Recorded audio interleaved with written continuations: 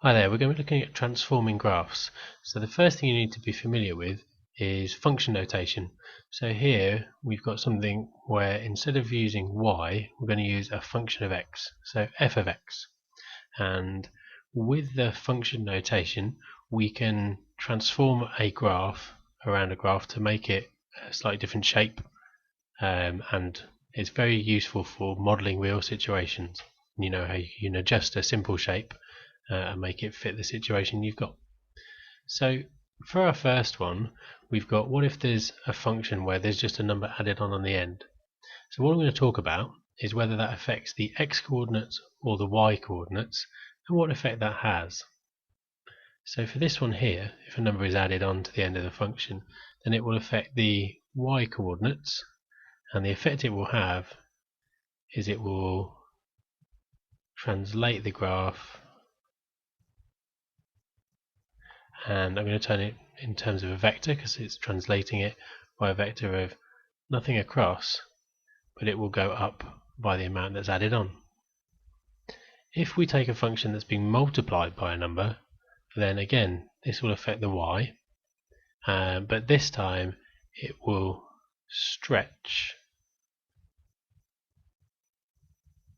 away from the x-axis, so that's vertically, by a scale factor of a. So it will stretch it up from the x-axis or down from the x-axis. So if a was 2, it would double all the y coordinates. If a was 3, it would triple all the y coordinates. Now for this one here, instead of the whole function having something added on the end, each x in the function has a number added to it. Now this affects the x coordinates, and it again is a translation, but it will go in the opposite direction to you'd think. So if it's plus a, it would go left, and if it was minus a, it would go right.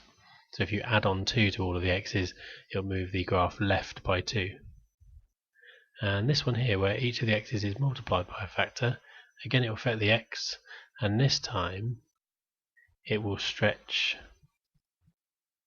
towards the y-axis by a scale factor of a.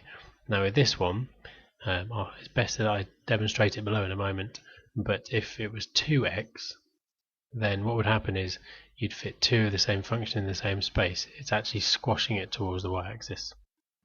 Let's have a look at what that looks like with this one here. So I'm going to use f of x equals sine x, and I've plotted the curve below. Now hopefully you're familiar that that would be 360, or 2 pi if we're talking radians, and then it would go up to 1 on the vertical axis, negative 1 on the vertical axis as well. I haven't plotted the rest of it because it would continue in the same way, but I just want to show you what would happen with these. So the first one I'm going to look at is what if we've got f of x plus 1. So that would translate the graph vertically by 1. And what would happen is that it would quite literally just move up by 1. And that's the graph you'd then get for this one.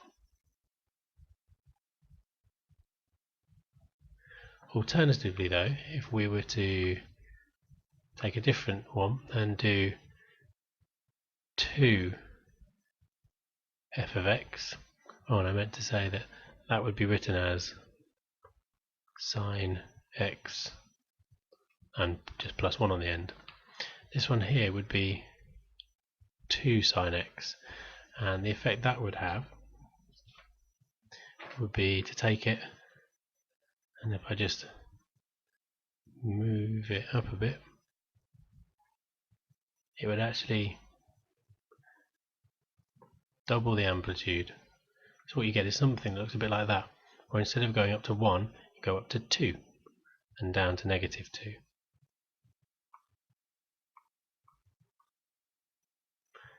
So we'll take that back there. If we were to have f of x plus 90, so that would be written as sine and in brackets x plus 90, that would move it left by 90 degrees I'm talking about, or pi by 2 radians.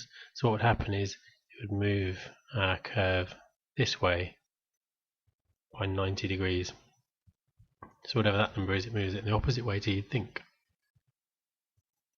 And then finally, if I were to do f of 2x, so sine of 2x, the effect that would have is to take my graph and squash it. So actually you can fit two of the same curve in the area where once there was one. Worth making notes on those ones and then having some practice. But that's the general idea. Just in brief summary, it's worth noting that if it's outside of the f of x, it affects the y, and if it's inside of the f of x, it affects the x in the opposite way to which you think. And that's just my little rule of thumb to help you remember it. Hope that was useful. Good luck.